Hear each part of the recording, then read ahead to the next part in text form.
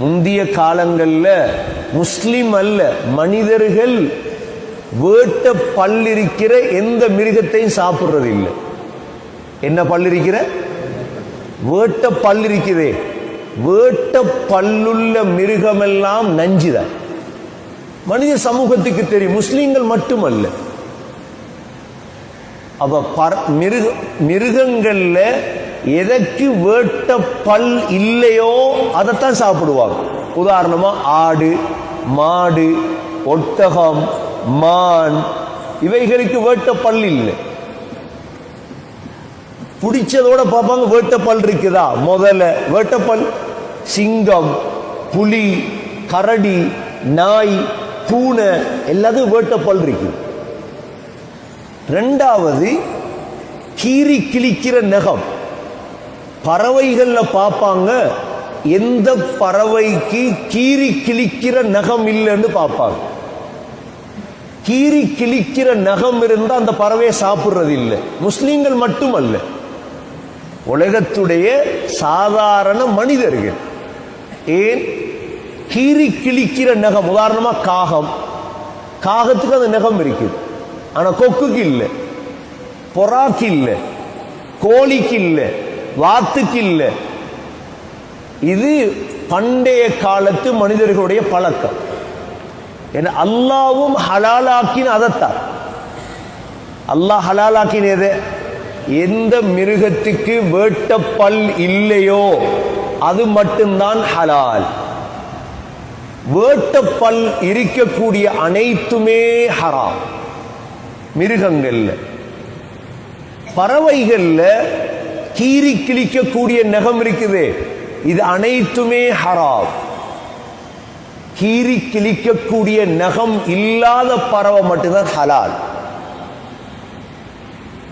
தண்ணில வாழுதே மிருகங்கள், தண்ணில வாழக்கூடிய மீன், நண்டு வகை, இவைகள்ல தண்ணில வாழக்கூடியது மட்டும் ஹலால்.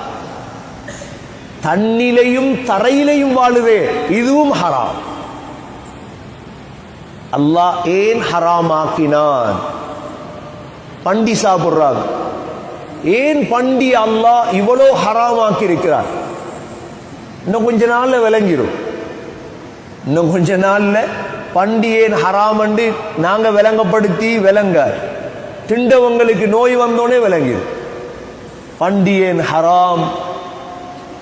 ரெண்டாவது, செத்தது ஏன் ஹராம்? இஸ்லாத்துல செத்தது சாப்பிடல. ஒரு ஆடெடுத்து நீங்க சாவச்சி திண்டிங்கன்னா அவ்வளோ நஞ்சுதான்.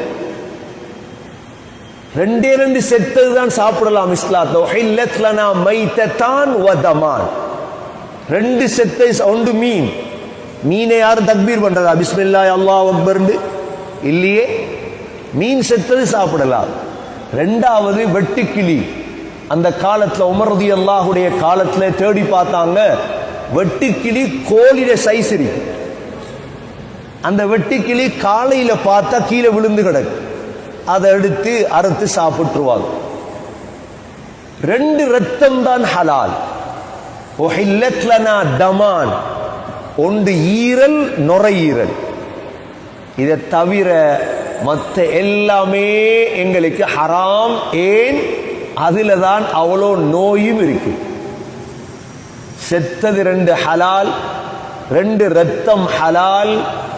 மிருகங்களில் வேட்டை பல் இல்லாதது ஹலால். பறவைகளில் கீறி கிழிக்கக்கூடிய நகம் இல்லாதது ஹலால். கடலில் எது ஹலால்? இஸ்லாத்தில் வரையறுக்கப்பட்டு விட்டது. இதை தாண்டி ஒண்ட சாப்பிடணும் அப்படின்டா அதற்கு பேர் தான் ஹராம். அதற்கு பேர் தான் ஹராம். எங்கட பிஸ்கட், எங்கட சோப்,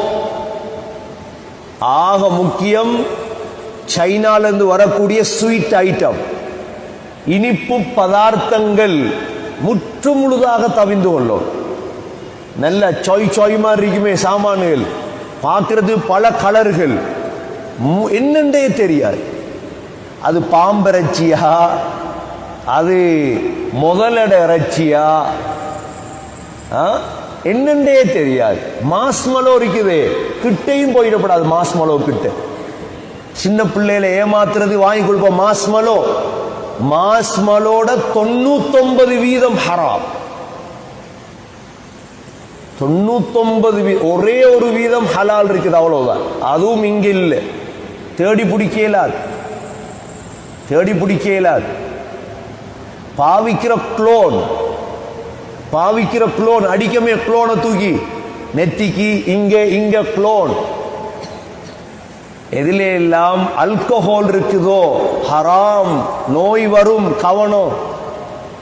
ஒரு நாட்டுக்கு மட்டுமல்ல நோய், அல்லாஹ் முழு உலகத்துக்கும் படிப்பினைக்குத்தாண்டை தந்திருக்கிறான் அந்த நோயை.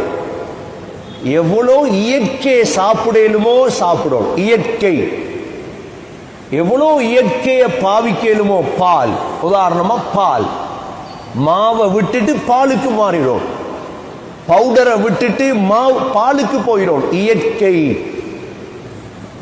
சாப்பாட்டிலும் இயற்கை. நாங்க ஆரம்பத்தில் சொன்னோம், பழசாறு, ஈச்சம்பழ சாறு, திராட்சை சாறு, குர்ஆன் சொன்னவைகள். இதுக்குத்தான் இதை குடிக்கும்.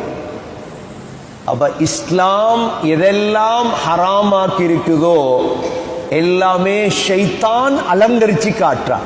பாம்பு சாப்பிடு, புழுவை சாப்பிடு, இதை சாப்பிட்டா என்ன நடக்கும்? பன்றியை சாப்பிடு, ஒன்றை சாவச்சி சாப்பிடு. இல்ல, இஸ்லாம் அழகான முறையில 2 நரம்பையும் அறுத்து ரத்தத்தை ஓட விட்டு சாப்பிடு. ஆட்டை வச்சு ஒரு அடி அடிச்சு கொண்டு சாப்பிடுறதல்ல, அவ்வளோ நஞ்சுதான். அதனாலதான் இஸ்லாம் இதற்கு பெரிய ஒரு வரையறை வச்சிருக்கு, அழகான முறைகளை தந்திருக்குது இஸ்லாம்.